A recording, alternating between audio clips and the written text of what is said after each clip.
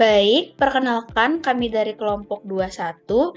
Di sini kami akan mempresentasikan hasil kerja kami, yaitu tentang Software Quality Assurance dalam mata kuliah Penjaminan Mutu Perangkat Lunak. Pertama-tama, kami berterima kasih kepada Ibu Novanor Kemalasari STMkom selaku dosen yang memberikan kami tugas ini sebagai pengganti UAS kami. Perkenalkan, nama saya Nadia Revelin Putri.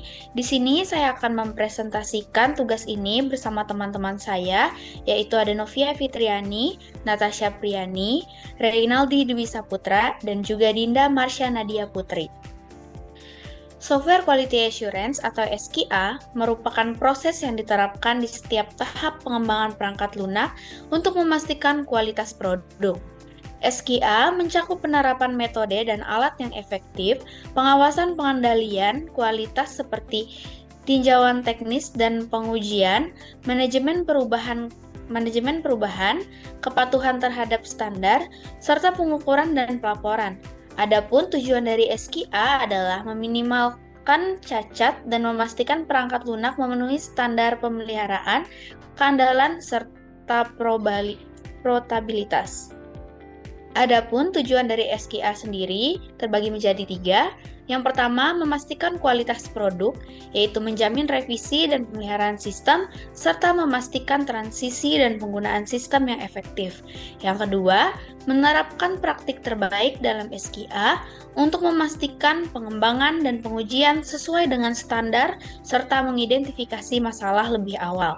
Dan yang ketiga, menjamin keamanan dan keandalan sistem melalui pengujian dan audit untuk memastikan stabilitas, keamanan, dan kemampuan menangani transaksi. Adapun deskripsi studi kasus yang kami ambil, yaitu mengangkat pengembangan sistem website untuk showroom mobil yang memudahkan pengguna untuk mencari, membeli, serta mengelola mobil secara digital. Website ini dirancang dengan antarmuka intuitif dan juga terdapat fitur canggih untuk meningkatkan pengalaman pengguna, baik itu pembeli maupun admin yang mengelola inventaris dan juga transaksi. Dalam website ini terdapat 2 jenis pengguna, yaitu ada pembeli dan juga ada admin, dengan akses dan fitur khusus dengan sesuai kebutuhan masing-masing pengguna. Selanjutnya ada analisis kualitas, yaitu terdapat kualitas produk, yang dimana kualitas produk ini terdapat 5, yaitu yang pertama correctness, yang dimana fitur berjalan sesuai fungsi seperti pencarian mobil dan pengelolaan data.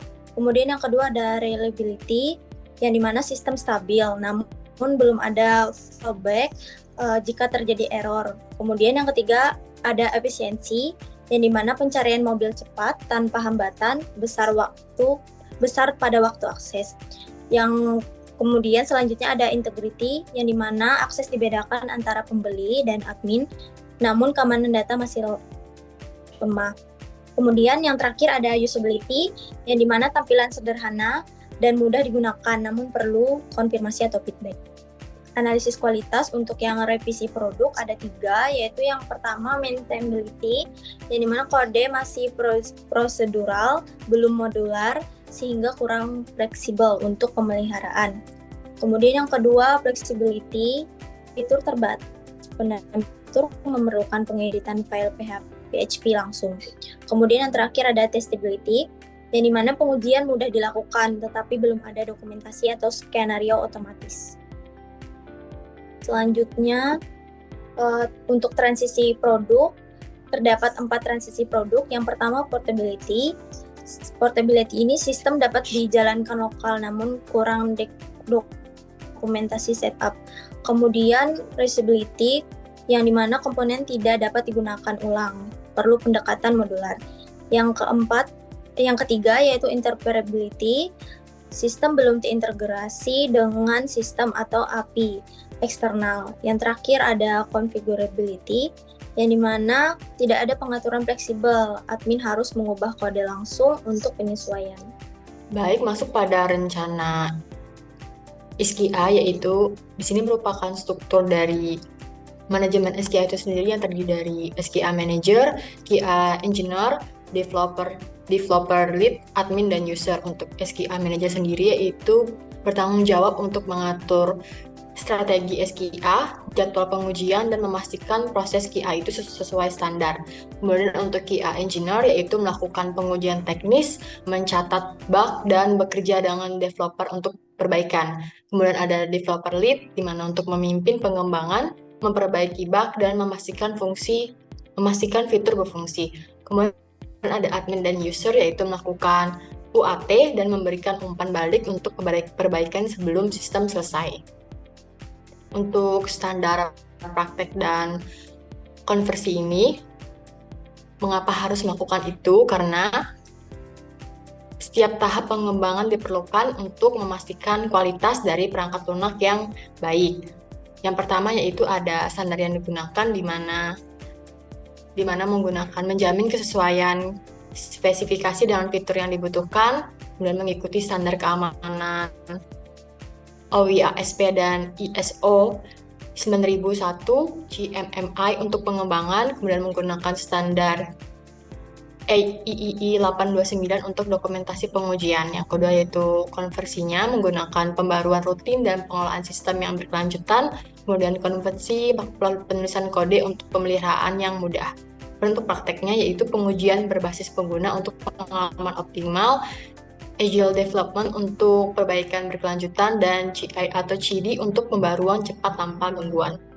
Rencana, review, dan audit. Di mana di sini untuk rencana review itu sendiri ada dua, yaitu review desain dan pengembangan dan review pengujian. Untuk review desain dan pengembangan ini memastikan fitur seperti pencarian mobil sesuai dengan spesifikasi dan dilakukan setiap milestone. Kemudian untuk review pengujian di sini meninjau pengujian fungsionalitas, keamanan, dan performa setelah setiap siklus pengujian. Untuk rencana audit sendiri, yang pertama ada audit pengelolaan inventaris dan transaksi, di mana memastikan data akurat dan up to date. Yang kedua yaitu audit keamanan dan kepatuhan data, di mana memastikan perlindungan data dan sistem bebas celah keamanan dilakukan setelah perubahan besar dan audit rutin. Yang ketiga yaitu audit kepatuhan pada standar pengembangan, memastikan pengembangan mengikuti standar yang telah ditetapkan. Yang keempat yaitu dokumentasi temuan review dan audit. Ini merupakan tahap akhir untuk mencatat dan melaporkan temuan untuk tindakan korektif. Rencana pengujian ataupun test plan. Tujuan pengujian itu sendiri untuk memastikan aplikasi berfungsi sesuai kebutuhan dan memenuhi standar kualitas. Lingkupnya yaitu ada fungsionalitas, keamanan, performa, serta kegunaan.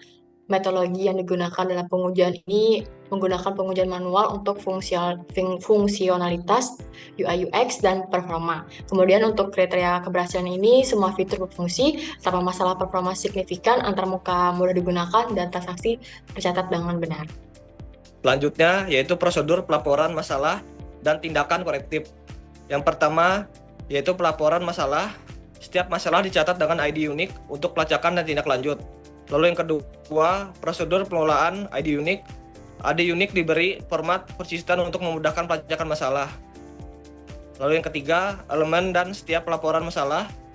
ID judul, deskripsi, langkah, reproduksi, hasil yang diharapkan, status, prioritas, dan klasifikasi masalah.